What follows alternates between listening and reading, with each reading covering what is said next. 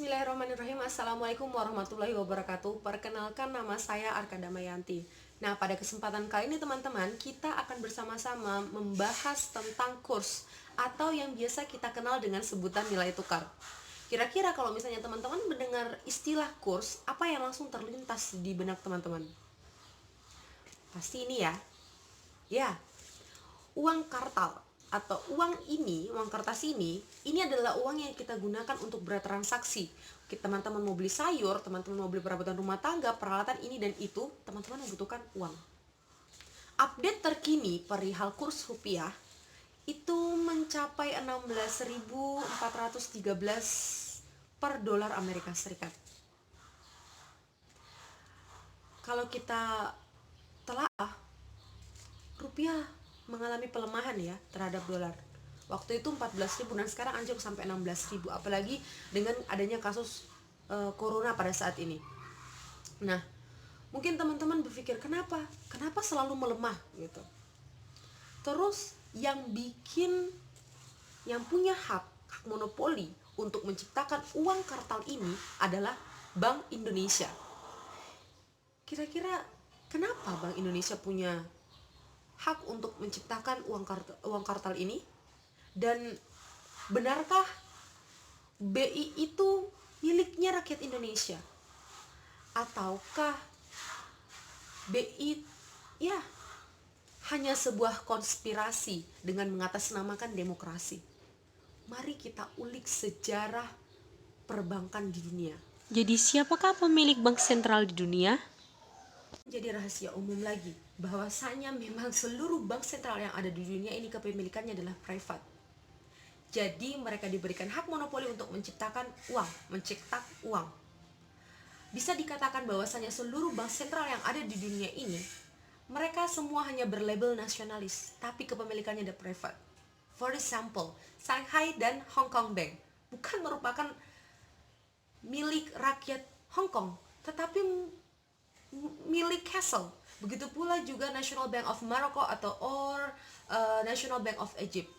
Itu semua milik Castle yang sama. Atau teman-teman mungkin yang paling sering didengar Bank of England. Bank of England bukan milik rakyat Inggris seperti yang kita pikir mungkin awalnya. Tetapi Bank of England merupakan milik keluarga Rothschild. Kenapa milik keluarga Rothschild? Karena memang pada saat itu keluarga Rothschild dia membail out hutang negara Inggris, karena pada saat itu negara Inggris sedang mengalami krisis ekonomi, seperti itu. Berpengaruh di dunia, misalnya kayak Federal Reserve, Citibank, or Cash Manhattan, ya. Mereka bank sentral yang terbesar itu mereka dikontrol oleh London Connection atau yang kita kenal sebagai Bank of England, yang notabene-nya mereka merupakan milik dari keluarga Rothschild. So we can say that this is a bank of families like that. Ini adalah bank yang dimiliki oleh keluarga-keluarga. Lalu siapakah sebenarnya keluarga Rothschild? Perlu kita ketahui bersama bahwasanya sebenarnya dunia telah dikuasai oleh sekelompok elit. Siapa sekelompok elit itu? Ya, salah satunya adalah keluarga Rothschild.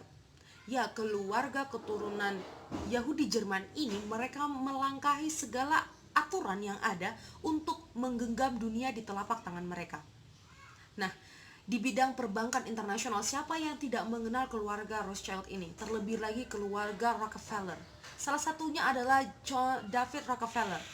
Ya, David Rockefeller merupakan ketua sekaligus kepala Chase Manhattan Corporation. Ya, salah satu bank terbesar yang sangat berpengaruh di dunia tentunya. Jadi sangat jelas bahwasanya memang bank sentral yang ada di dunia ini memang sebenarnya dimiliki oleh pihak swasta. Simpulkan bahwasanya bank-bank nasional yang tadi disebutkan merupakan sindikat keuangan internasional. Ya, modal antar bangsa yang secara real tidak ada dalam bentuk aset, melainkan berupa angka-angka nominal saja atau bait-bait yang tersusun di layar komputer. Seperti itu. Lalu bagaimana dengan bank Islam itu sendiri? Di dalam agama Islam sendiri, bank sepenuhnya tidak ada. Apalagi yang namanya bank Islam. Merek atau labelnya saja yang Islam, tetapi transaksinya menggunakan uang kertas, uang kartal yang saat ini digunakan.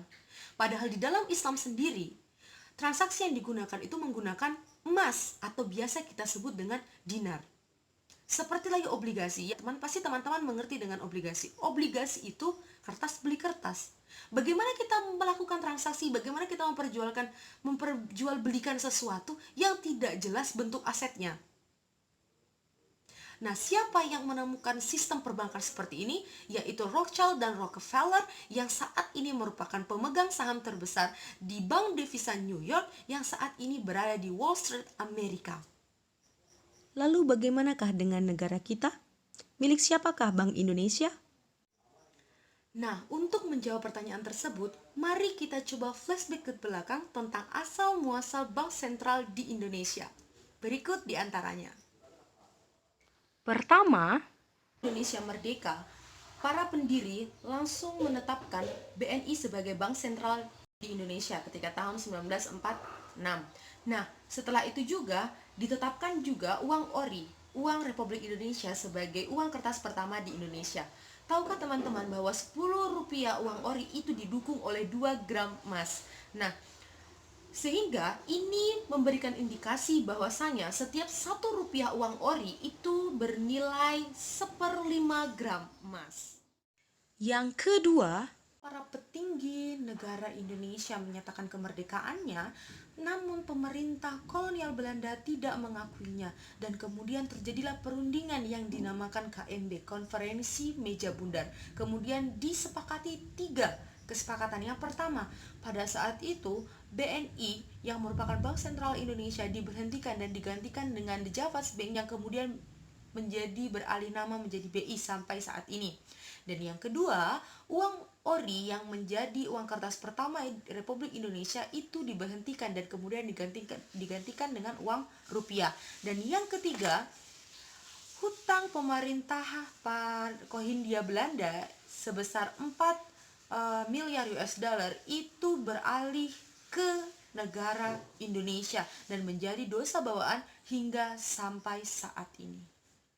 dan yang ketiga, Nah, pada saat itu, pada pertengahan sekitar tahun 1965, Insinyur Soekarno menyadari adanya cengkeraman neokolonialisme, sehingga pada tahun tersebut juga para pendiri bangsa seperti Bung Karno menolak kehadiran IMF dan World Bank ke Indonesia. Selain itu juga menyatakan merdeka dari Perserikatan Bangsa-Bangsa.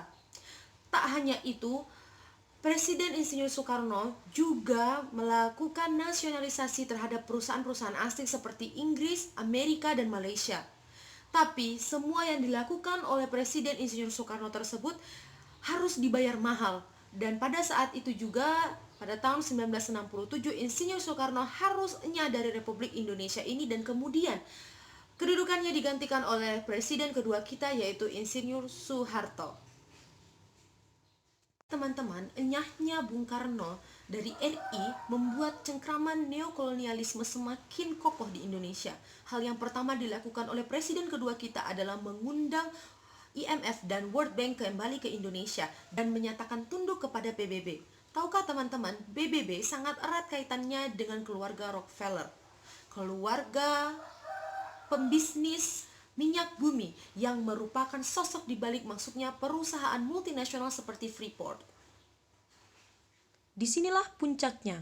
Nah, puncaknya terjadi pada bulan November 1967. Pada saat itu terjadi konferensi besar yang dipimpin langsung oleh John David Rockefeller. Seluruh perusahaan-perusahaan raksasa, semisal perusahaan minyak bumi atau bank sekalipun termasuk di dalamnya Cash Monetine, yang mereka mengirim perwakilannya untuk berada di konferensi tersebut. Apa yang mereka lakukan? Mereka menunggu bagi-bagi hasil oleh pemerintah Indonesia di zaman Orde Baru tersebut. Misal, Freeport mendapatkan tambang emas dari Papua Barat, atau konsorsium Amerika Serikat, mereka mendapatkan nikel. Atau misalnya perusahaan Alcoa, mereka mendapatkan sebagian besar bauksit Indonesia. Negara-negara seperti Jepang, Prancis, mereka mendapatkan sebagian besar hutan tropis di Sumatera. Ya, benar bahwasanya pada masa Orde Baru menjadi alat kepanjangan dari neokolonialisme yang dibentuk rapi dalam bantuan pembangunan. Lalu apa yang sebenarnya terjadi? Tahukah kita bahwasanya bantuan pembangunan yang diberikan oleh IMF ataupun World Bank kepada Indonesia ini hanyalah sebuah jebakan. Bantuan sumbangan yang mereka berikan untuk pelajar yang ada di Indonesia untuk belajar di luar ini hanya sebagai media doktrinisasi atas pembenaran hutang yang disulap menjadi proyek-proyek pembangunan yang diwadahi dalam bentuk APBN. Tahukah kita di akhir pemerintahan Soekarno, hutang Indonesia hanya mencapai 6,3 miliar US dollar saja. 4 miliar itu pun merupakan hutang Hindia Belanda. Namun pada masa Orde Baru, hutang di Indonesia mencapai 54 miliar US dollar. Betul-betul terjadi kelonjakan hampir dari 1000%. Miris bukan? Lebih dari 10 tahun sejak lensernya pemerintahan Soeharto, yang kita ketahui bersama bahwa itu disebabkan karena krisis ekonomi yang melanda di Indonesia. Bukan di Indonesia saja, melainkan di seluruh dunia pada saat itu. Yang tidak lain dipelopori oleh para bankir dan para spekulan valuta asing. Apa yang harus dilakukan? Salah satu caranya adalah pemerintah harus membail out, harus membayar utang. Namun mirisnya, hutang tersebut harus dibayar dengan cara berhutang kembali. Karena sebenarnya memang pada hakikatnya kebijakan moneter bank sentral kita sedang dipermainkan oleh para bankir global itu sendiri. Miris bukan? Lalu bagaimana dengan pandangan Islam sendiri? Di dalam Islam sendiri, hakikat uang yang sebenarnya dari Allah menciptakan bumi ini hingga nanti di akhir zaman, uang tetaplah emas atau yang biasa kita kenal dengan sebutan dinar. Kenapa? Karena memang emas tidak pernah berubah nilainya. Pada suatu ketika Rasulullah pernah memberikan 1 dinar kepada umatnya. Kemudian dapatlah umat tersebut 1 ekor kambing. Dari 1400 tahun yang lalu atau sekitar 14 abad yang lalu, 4,25 gram emas tersebut, apakah kita dapat mendapatkan 1 kambing? Jawabannya iya. Padahal sudah 14 abad yang lalu.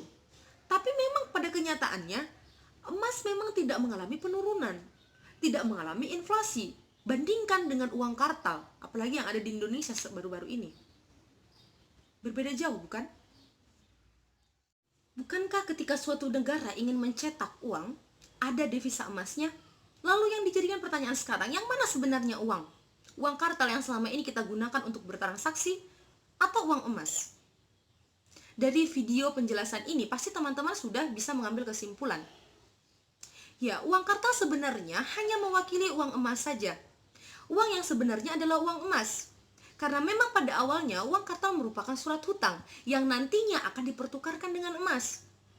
Uang kartal itu numerologi, entah apa yang terkandung di dalamnya, entah magic apa yang ada di dalamnya, sehingga membuat kita lebih memilih uang kartal, lebih menyukai uang kartal dibandingkan uang emas.